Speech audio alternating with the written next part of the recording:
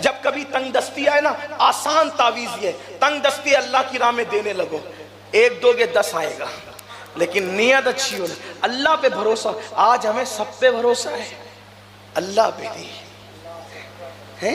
तावीज वाला बाबा कह दे ये तेरा काम हो जाएगा, आंख बंद करके भरोसा है।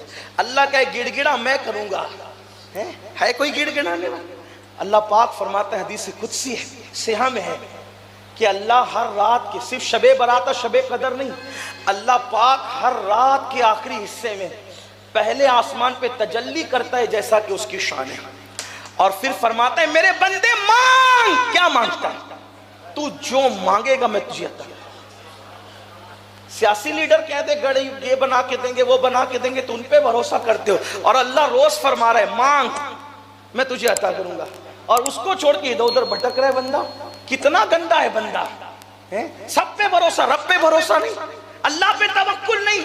अरे रात के आखिरी हिस्से में गिड़गिड़ा के देखो, हजरत सैयदना मखदूम अशरफ हमारे मखदूम फरमाते हैं, मुझे रात के आखिरी हिस्से में जाकर जो नेमतें मिली है, किसी नफिल इबादत की वजह से वो नेमत नहीं मिली है। ये है उस वक्त गिड़, तो अल्लाह के साथ तिजारत करो, लेकिन नीयत अच्छी हो। बताएं, बात खत्म करते हैं, वक्त तो हो गया, हालांकि जहन फिर चाहता है कि बातें की जाए, दिल के अंदर बातें उमट उमट कर आती है, लेकिन बहरहाल जाना है आगे। एक बात खत्म करते हुए कहता हूँ, देखो नीयत अच्छी हो, अल्लाह के साथ तिजारत, 1 2 10 जरूर मिले। तंगदस्ती हो ना, देने लगा करो अल्लाह की राह में, लेकिन इस नीयत से मत दिया करो कि मिलेगा, उसको राजी करने, हाँ उसको राजी करने के लिए। फिर देखो, एक बार राबिया बसरी रोजे से थी, बड़ी अजीम खातून है राबिया बसरी, चौथी बेटी बन के पैदा हुई थी, इसीलिए उसको उनका नाम राबिया रखा है। इतने गरीब घर में पैदा हुई, जिस दिन पैदा हुई थी उस दिन घर में ना चिराग में तेल था और ना इस्तेमाल में तेल था, तो अल्लाह के रसूल ने अमीर को ख्वाब में आके फरमाया कि वहाँ बच्ची पैदा हो रही, वहाँ सामान पहुँचाओ।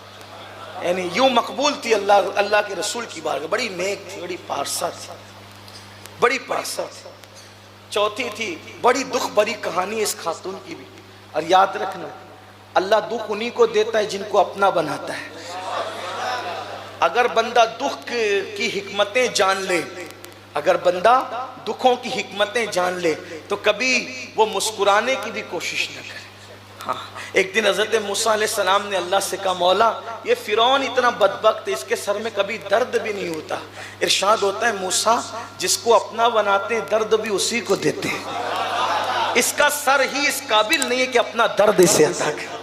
ये शान है अल्लाह वालों, और जिसको, इसीलिए मेरे आका फरमाते हैं सबसे ज़्यादा सताए अम्बिया जाते हैं, यानी सबसे ज़्यादा आजमाइश अम्बिया पर होती है। बुखार जितना आम लोगों को होगा उससे डबल बुखार अंबिया को होता है।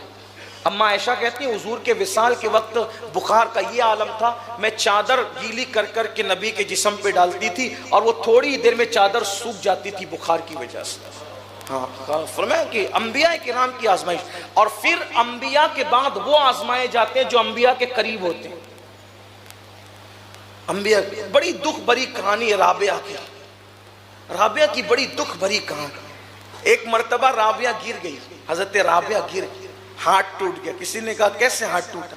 कहा एक आदमी ने मुझे देख लिया तो मैं अल्लाह के खौफ से गिर गई कि अब मैं ऐसी हो गई कि लोग मुझे मर्द देखने लगे, हाथ टूट गया राबिया।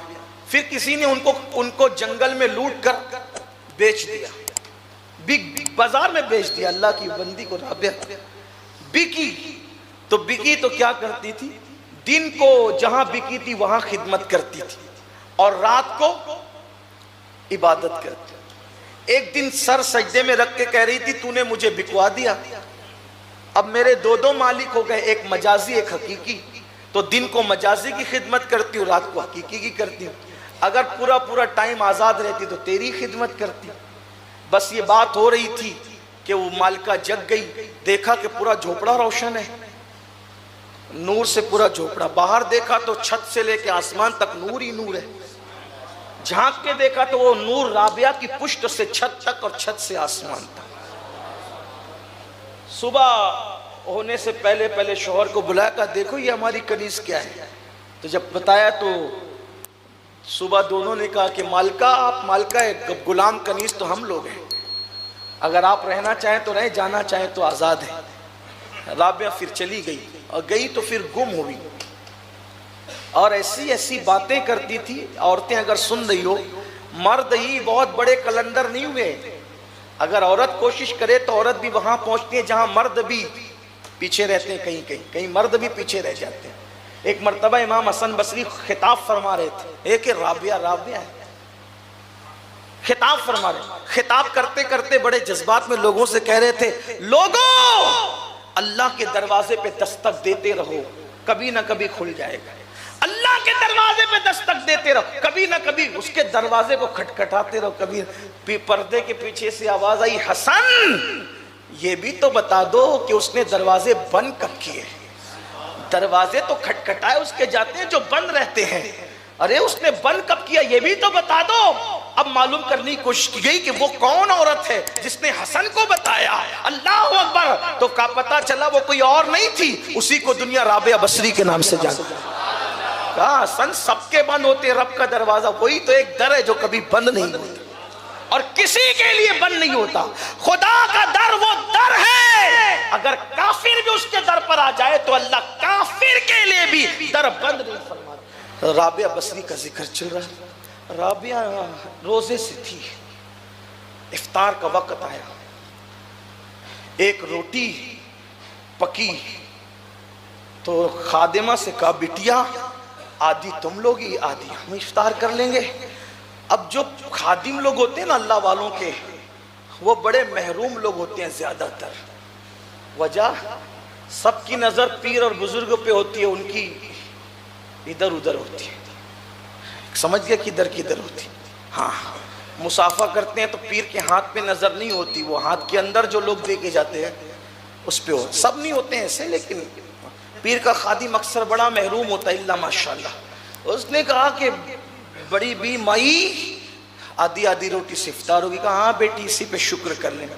अभी ग्रुप नहीं हुआ था कि उतने में किसी की आवाज आई, अल्लाह के लिए कोई खाना खिला सकता है? तो कहा बेटी इसको उठा के दे दो।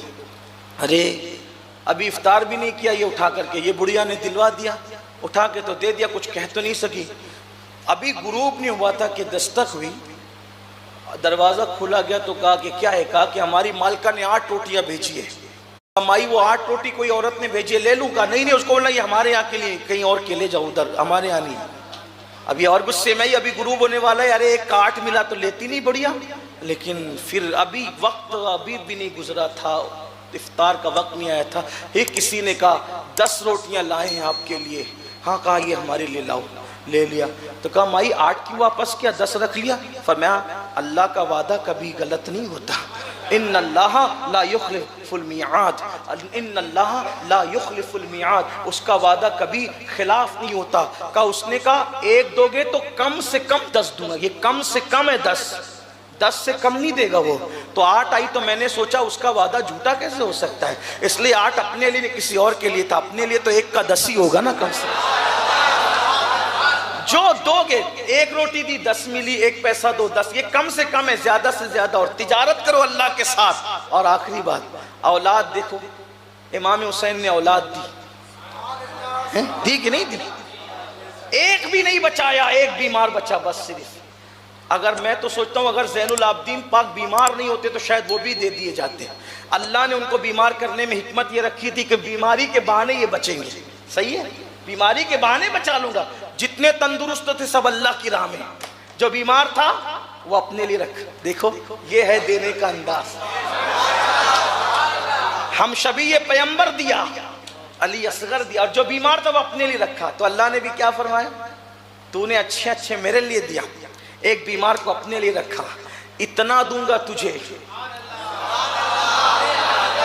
किसी की औलाद कयामत तक बचेगी गारंटी नहीं है। हुसैन तेरी औलाद को कयामत तक हम बचाएं।